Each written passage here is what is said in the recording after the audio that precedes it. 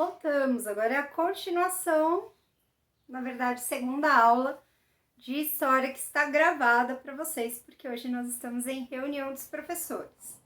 Então, lembrando que nós estamos falando do primeiro reinado, nós falamos um pouquinho sobre a Constituição, a Pro retomou todinho o conteúdo, desde o módulo 4 até aqui, na primeira aula, no primeiro vídeo. E agora nós estamos seguindo aqui com a Constituição de 1824 e o que ela trazia de novidade para este país lindo e maravilhoso, que estava meio esquecido pelo príncipe regente, o então monarca do Brasil. Então, olha só, para você acompanhar, nós estamos na página 120 e vamos para a página 121. Então, olha só, nós vimos que esta Constituição de 1824, outorgada lá em 25 de março de 1824, tornava então o nosso governo monárquico, hereditário, queria dizer que passava de pai para filho. Constitucional significava que ele tinha uma constituição que regia o que as pessoas podiam ou não fazer. Ele era uma organização política e também administrativa que funcionava de forma centralizada. Significava que todo o poder e toda a autoridade era do rei.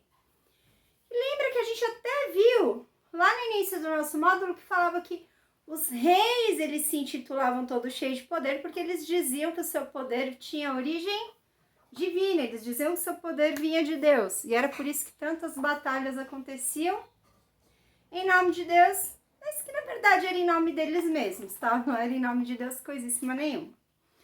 Lá na sua página 121, nós vamos descobrindo algumas novidades que iriam surgir aqui dentro do primeiro reinado. A gente pode até dizer que elas são as marcas do primeiro reinado. Além de ter uma constituição que dava esses poderes para o rei, Dom Pedro I ele começa a separar funções dentro do Brasil, funções que nós usamos, algumas delas até o dia de hoje. Primeiro, ele deu poderes de acordo com a Constituição. Então, haveria um grupo que iria criar leis, havia um grupo que ia cuidar para que essas leis elas acontecessem. A gente tinha um grupo que iria auxiliar aquelas pessoas que iriam propor as leis e as regras, mas nós tínhamos o poder moderador, que é esse que não existe mais, e a Pro vai falar por fim. Então, nós temos hoje poder executivo, legislativo e poder judiciário. Muitos deles estão lá em Brasília e trabalham naquele prédio onde nós temos o Palácio do Planalto. Nós temos um prédio compridinho e temos como se fossem dois pratinhos assim. Eles trabalham ali. Quando a gente fala assim desses poderes, os três poderes, Praça dos Três Poderes, os três poderes do Brasil, é o poder executivo, legislativo e judiciário. Os nomes têm a ver com o que eles fazem. Então, executivo, o que vai executar a lei. Legislativo é aquele que vai fazer a lei. E o judiciário é aquele que vai administrar para que exista o cumprimento dessas leis. Então, lá na sua página 121, é super importante que você marque estes itens aqui. Poder legislativo, poder executivo, poder judiciário, poder moderador e o voto censitário, que a Pro vai explicar o que é. Então, basicamente, poder legislativo, ele é exercido por uma Câmara dos Deputados. São aquelas pessoas que são escolhidas pelo povo, pelo Senado, e elas vão fazer o quê? Fazer as nossas leis. Então, se você tem uma lei no seu país que diz que você deve andar com cinto de segurança, essa lei foi criada por este pessoal aqui, que é o poder legislativo. Não adianta apenas criar a lei. Essa lei ela precisa ser cumprida também. Então, nós temos aqui poder executivo.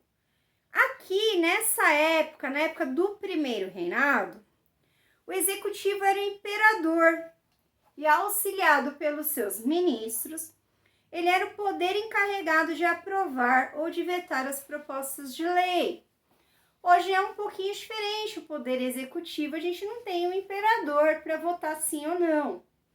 Mas nessa época aqui era o imperador que dizia ou sim ou não para o que vai ser feito a respeito das leis aqui no Brasil. O poder judiciário é feito pelos juízes e pelos tribunais. Ele tinha como função administrar a justiça na sociedade, garantindo o cumprimento das normas e das leis judiciais constitucionais. O que significa? Que o poder judiciário, ele era aquele que iria julgar. Então, se existia algum problema, ia chegar até estes juízes e, com base na Constituição, eles iriam ver se o que estava acontecendo estava certo ou estava errado. Depois nós temos aqui o poder moderador. Esse ele não existe mais, mas nós vamos descobrir o que ele fazia. Então, o poder moderador era exercido pelo imperador e estava acima de todos os outros poderes.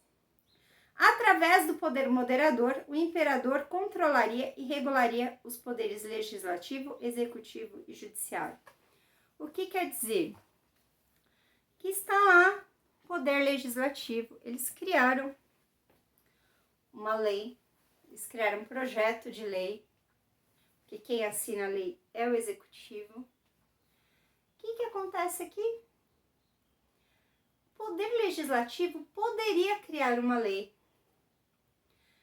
que não necessariamente iria virar lei, porque se o imperador não quisesse assinar, colocar o seu carimbo selador, nada iria acontecer. Então, por mais que existissem esses órgãos, essas pessoas para trabalhar a favor da sociedade, se o imperador dissesse não, era não e ponto final. Então, o que acontecia? O Brasil deixava de ser controlado por aquela nobreza, por aquelas pessoas da corte, e Dom Pedro passava então a ter poderes totais nesse território e até diria autoritários nesse território. O que é autoritário? Não é a pessoa que tem autoridade, é aquela pessoa que manda e não tá nem aí com o que acontece em volta.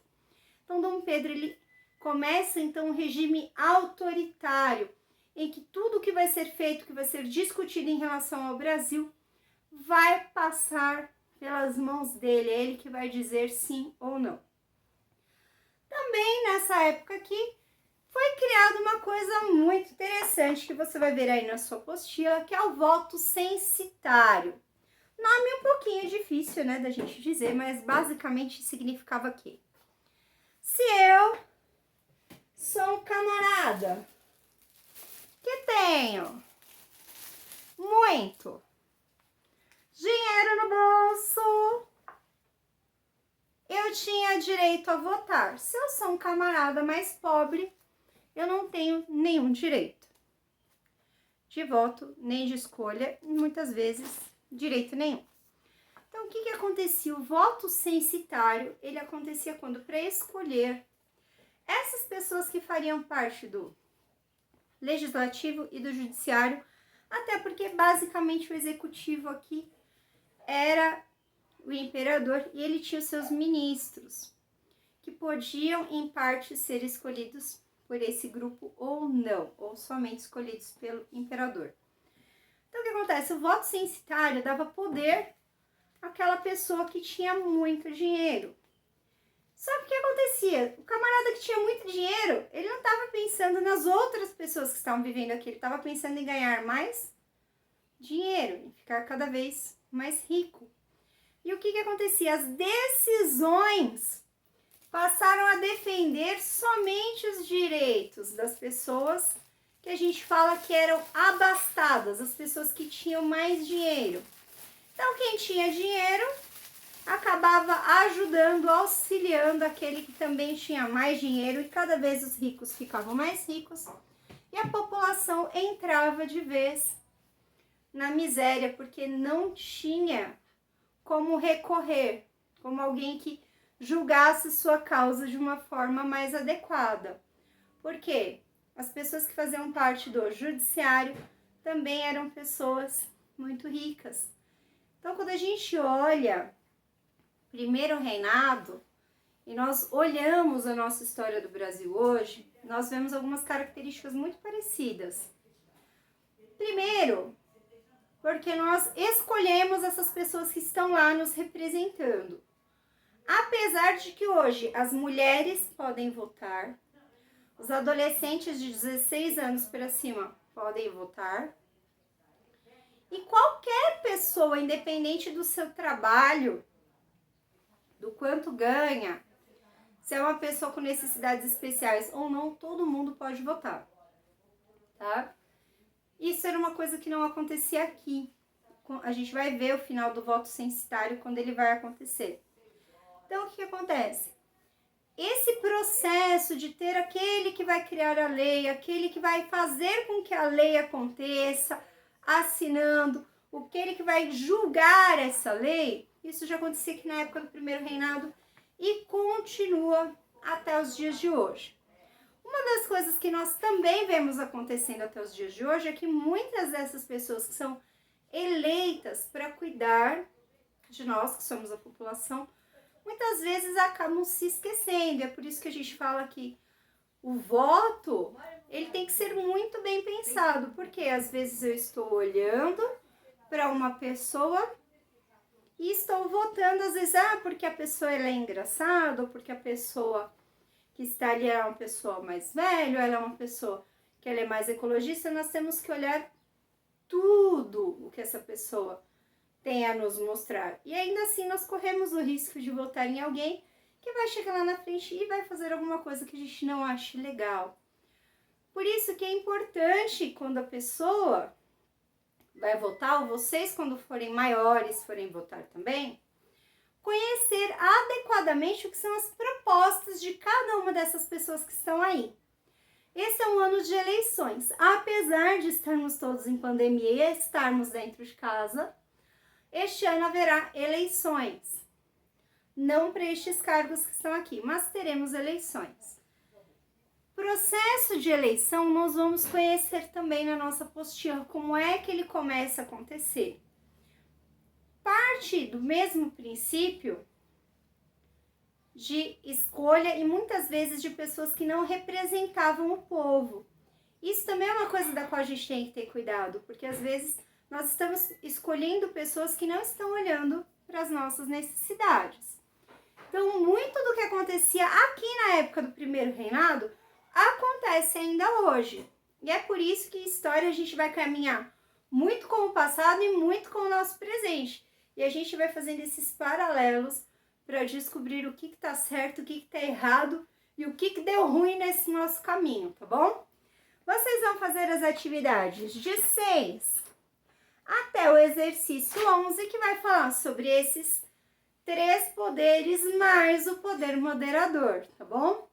Então, nós fizemos todo um panorama do nosso conteúdo de história até aqui. E nós estamos parados lá na Confederação do Equador. A Pro não vai entrar ali agora, tá bom? Desejo uma boa aula para vocês. Teve dúvida? Põe lá no chat, assim que a Pro conseguir aprovar e tirar as dúvidas de vocês, tá bom? Até mais!